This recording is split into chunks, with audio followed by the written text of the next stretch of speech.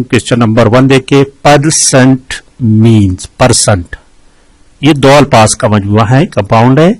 PER पर की मानी है फॉर एवरी, और सन का मानी है 100, यानी हर 100 में से। इसका मतलब out of 100, out of 100। Saint सदी को कहते हैं, 100, 100 को कहते हैं। तो ऑप्शन सी है। क्वेश्चन नंबर 2 देखें, 2 नंबर क्वेश्चन को, -16 -4। तो इसका आंसर तो ये मेरा ख्याल इजी है। ये पहले इसको ब्रैकेट्स को निकालें, -16 हो जाएगा, और ये माइनस और माइनस आपस में मल्टीप्लाई हो जाएंगी, तो minus into minus is equal two plus आता है। तो -16 -16 जमा 4 इज इक्वल टू -12 आता है।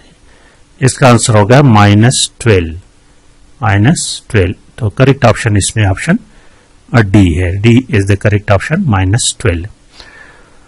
अब ये क्वेश्चन देखिए, इस क्वेश्चन के बारे में मैं आपको बताता चलूं कि इस पर आप दोस्त अच्छी तरह से तैयारी करें। तदवीन कुरान के अदवार कितने हैं? क्वेश्चन इस तरह आते हैं। देखिए यहां पर जो क्वेश्चन है कि दौरी सिद्दीकी में, यानी हजरत अबू बकर सिद्दीक रज़ियल्लाहु ताला अन्हु के दौर में कुरान करीम की तदवीन की बात है, यहां पर वो क्वेश्चन है। तो एक बात पिछली दफा लास्ट ईयर 2020 में TT और कारिया के पेपर में था, आई थिंक कि जो तदवीन कुरान के लिए जो कमेटी बनाई गई थी उसमें कितने मेंबर्स थे, ये क्वेश्चन था। तो इसको याद रखें, और अगर हो सके तो कमेटी के मेंबर्स की तादाद के साथ साथ उनके नाम अगर आप याद कर सको तो बेहतर होगा। यहां पर क्वेश्चन ये कि दौर सिद्दीकी में तदवीन कुरान, तदवीन के बाद दौर सिद्दीकी में तदवीन के बाद कुरान का नुस्खा कहां रखा गया? अबू बकर सिद्दीक रज़ियल्लाहु ताला अन्हु के दौर में जो कुरान मजीद की तदवीन हो गई, तो असल नुस्खा किसके पास था? दोस्तों यहां पर बताता चलूं कि तदवीन कुरान के 3 अदवार हैं। एक नबी अलैहिस्सलातु वस्सलाम का दौर कहलाता है, उसके बाद हजरत अबू बकर सिद्दीक रज़ियल्लाहु ताला अन्हु का दौर, और तीसरा दौर हजरत उस्मान रज़ियल्लाहु ताला अन्हु का दौर था। नबी अलैहिस्सलातु वस्सलाम के दौर में चूंकि कुरान मजीद तो एक साथ नाजिल नहीं हुई थी, 23 सालों में जरूरत के मुताबिक नाजिल होती रही। तो जितनी भी कुरान करीम नाजिल होती रही, उस वक्त नबी अलैहिस्सलातु वस्सलाम सहाबे किराम को इरशाद फरमाते और उसको नोट करते जाते थे। ये तो नबी अलैहिस्सलातु वस्सलाम के दौर की बात है। जब हजरत अबू बकर सिद्दीक रज़ियल्लाहु ताला अन्हु का दौर आया, नबी अलैहिस्सलातु वस्सलाम दुनिया से तशरीफ फरमा गए थे, तो 12 हिजरी में जंगी यमामा हुआ था। नबी अलैहिस्सलातु वस्सलाम हजरत अबू बकर सिद्दीक रज़ियल्लाहु ताला अन्हु के दौर में मुसैलमा कज़्ज़ाब से, जिसने झूठी दावा किया था नबूवत का, तो उस जंग में 70 हुफाज़ किराम, 70 थे, अभी मुझे याद नहीं कितने हाफिज कुरान उसमें शहीद हो गए थे। ठीक है, तो हजरत उमर रज़ियल्लाहु ताला अन्हु ने ये महसूस किया अगर इसी तरह हुफाज़ किराम शहीद होते गए तो अंदेशा है कि कुरान मजीद उनके सीनों में ही चला जाए, साथ चला जाए। तो ये अंदेशा महसूस किया गया। वो हजरत अबू बकर सिद्दीक रज़ियल्लाहु ताला अन्हु के पास आए। तो यहां पर एक क्वेश्चन बन गया। देखे, हजरत अबू बकर सिद्दीक रज़ियल्लाहु ताला अन्हु ने तदवीन कुरान किसके मशवरे से किया था? तो इसका आंसर है हजरत उमर रज़ियल्लाहु ताला अन्हु। जब उमर रज़ियल्लाहु ताला अन्हु ने अबू बकर रज़ियल्लाहु ताला अन्हु को ये बात बताई, तो हजरत अबू बकर सिद्दीक रज़ियल्लाहु ताला अन्हु ने हजरत ज़ैद बिन साबित रज़ियल्लाहु ताला अन्हु को बुलाया। यहां पर बात लंबी नहीं कराना चाहता, मुख्तसर आपको ये बताता चलूं। एक तो ये 12 हिजरी की बात है, और ये काम उसके हवाले किया, उसने बहुत भारी महसूस किया इस काम को। वो फरमाते हैं, कहते हैं हजरत ज़ैद बिन साबित, अगर हजरत अबू बकर सिद्दीक रज़ियल्लाहु ताला अन्हु मुझे ये फरमाते कि इस पहाड़ को एक जगह से दूसरी जगह करो, तो ये मेरे लिए आसान था, ये काम थोड़ा मुश्किल था मेरे लिए, लेकिन बहरहाल हुक्म था, उसने पूरा कर लिया। और ये तदवीन पूरे 1 साल में मुकम्मल हुई थी। ये भी एक क्वेश्चन है, पूरे 1 साल में मुकम्मल हुई थी। اب جب تدوین مکمل ہوئی تھی تو اس کا نسخہ حضرت ابوبکر صدیق رضی اللہ تعالیٰ عنہ نے کس کے پاس رکھا؟ کسی کے پاس بھی نہیں بلکہ اپنے پاس رکھا تھا. تو یہاں پر کریکٹ آپشن ڈی ہے، ان میں سے کوئی نہیں. اس کے بعد وہ نسخہ حضرت عمر فاروق رضی اللہ تعالیٰ عنہ کے پاس رہا، اور حضرت عمر فاروق رضی اللہ تعالیٰ عنہ کے بعد وہ نسخہ حضرت حفصہ رضی اللہ تعالی عنہا جو نبی علیہ الصلوۃ والسلام کی بیوی مبارک اور حضرت عمر فاروق رضی اللہ تعالیٰ عنہ کی بیٹی تھی، اور وہ بھی حافظ قرآن تھی، تو وہ نسخہ اس کے پاس رہا. تو یہ 2 3 4 کوشچن یاد رکھے اور اس کو مزید سٹڈی کریں، نیٹ سے سٹڈی کریں، گوگل پر جا کر چاہے کہیں سے بھی اس کو اچھی طرح سے سٹڈی کریں.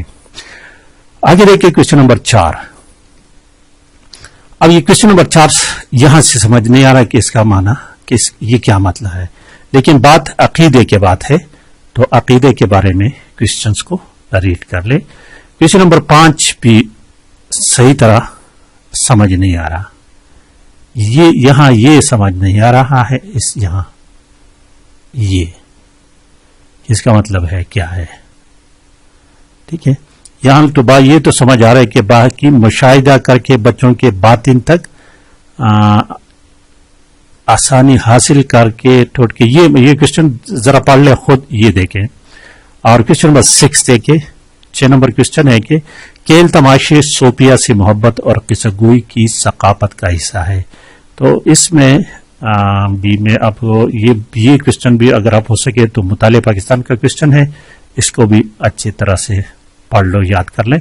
اب مجھے میرے خیال میں تو پنجاب بات ہے، کیونکہ پنجاب میں صوفیہ کرام بہت زیادہ گزرے ہیں، لیکن یہ میں 100% شور نہیں ہوں اس پر کہ پنجاب ہی اس کا آنسر ہے. تو اس لیے غلط بتانے سے بہتر ہے کہ آپ لوگ اس کو خود سرچ کر کے ہو سکے تو مجھے بھی بتا دیں پلیز. کوشچن نمبر 7 دیکھیے. 7 نمبر کسی لفظ کے آخر میں لگائی جانے والی علامت کیا کہلاتی ہے؟ تو یہاں پر سابقہ اور لاحقہ آخر میں لگانے والی، جس طرح کہ ہم کہتے ہیں ضرورت اور ضرورت مند. یہ مند کیا ہے؟ یہ ایک لاحقی کی علامت ہے، اور جو پہلے لگا دی جاتی ہے اس کو سابقہ کہتے ہیں. ردیف اور قافیہ کو بھی پڑھ لو، دیکھیں یہاں پر. تو اس کا مطلب یہ اس کوشچن سے مطلب کیا نکلا کہ اردو گرامر کو بھی پڑھنا ہے. اب دوستوں نے اردو گرامر کی بھی تیاری کرنی ہے. یہاں پر آپ نے دیکھ لیا کہ انگلش کی بھی تیاری کرنی ہے، اردو اسلامیات. آگے دیکھیں کوشچن نمبر 8. 8 نمبر کوشچن بھی نظر نہیں آ رہا کہ 8 نمبر کوشچن کیا ہے. تو ذرا تو ٹرائی کرتے ہیں. یہ نہیں سمجھ آ رہا کہ کیا ہے. عام بالکل ہے، ٹھیک ہے. تو اگر آپ سمجھ سکتے ہیں تو پڑھ لو. اس طرح 9 نمبر کوشچن بھی کلیئر نہیں ہے کہ اس کا مطلب کیا ہے. 9 نمبر سے اہم کام کا یہ دیکھیں، اس کا سب سے اہم کام ہوتا ہے. یہ پتہ نہیں کیا آگے لکھا ہے. ٹھیک ہے طلبہ، یہ میرے خیال میں استاذ کا سب سے اہم کام. اگر یہ استاذ ہے سارے میرے خیال میں باپ کا سب سے اہم کام، یہ جو بھی ہے. یہاں دیکھیں استاذ کا اہم کام، ہیڈ ماسٹر کا اہم کام، باپ کا اہم کام، اس کو آپ تیار کر لیں. کوشچن نمبر 10 دیکھیں. 10 نمبر کوشچن. قدرتی خطوں کے لحاظ سے پاکستان کو 6 حصوں میں تقسیم کیا گیا ہے. قدرتی خطوں کے لحاظ سے یہ پاکستان اسٹڈی کا سوال کوشچن ہے. اور 11 نمبر کوشچن دیکھیں. 11 نمبر کوشچن کچھ اس طرح ہے کہ میں سے پر تک یہ الفاظ کیا، کون سے الفاظ ہیں؟ یہ حروفی جار ہیں. کیا ہے یہ؟ حروفی جار. حروفی جار ایسے الفاظ ہوتے ہیں جو اسموں کے ساتھ مل کر فعل کا تعلق اس کے ساتھ ظاہر کرتا ہے. پر، سے، تک، میں وغیرہ. تو آپشن سی کریکٹ ہو گیا. 12 نمبر کوشچن دیکھیں. کوشچن نمبر 12 یہ انگلش کا کوشچن ہے. The delegation told Abu Talib to restrain, TESTRAIN restrain the Holy Prophet peace be upon him from preaching Allah's message. ایک وفد حضرت ابو طالب جو کہ نبی علیہ الصلوۃ والسلام کے چچا تھے اس کے پاس آیا اور اس کو بتایا کہ اپنے بھتیجے کو ٹسٹرین کرے. ٹسٹرین کے معنی روک لو کہ وہ اللہ کے پیغام کو نہ پھیلائیں. پریچنگ تبلیغ کرنا. تو کہتے کہ یہ انڈر لائن لفظ جو اس کی معنی کیا ہے؟ اس کی معنی stop. Option B to stop. آگے کوشچن نمبر 12 محاورہ کی نشاندہی کرے. اس میں محاورہ دیکھیں کہ محاورہ اس میں کون سا ہے. تو دل میں گر کرنا. آپشن بی جو ہے نا یہ محاورہ ہے, دل میں گر کرنا. اور 13 نمبر کوشچن 13 ہے کہ 14 ہے جو بھی ہے. 14 نمبر کوشچن آئی تھنک ذیل الفاظ میں سے کون سا لفظ مذکر ہے. تو یہ تو میرا خیال میں ایزی ہے. ساس پشتوں میں خواخے کو کہتے ہیں. اگر آپ شادی شدہ ہے تو آپ کو پتا ہوگی کہ آپ کے خواخے جو ہے خوگا خوگا الواوے اور دخواخے مشغولاوے. نواسا یہ مذکر ہے. کیا ہے؟ مذکر ہے. خالہ جس کو ہم تھروڑ کہتے ہیں, بہو انگور کو کہتے ہیں. تو باقی جو ہے یہ مؤنث ہے صرف اور صرف آپشن بی یہ والا یہ مذکر ہے.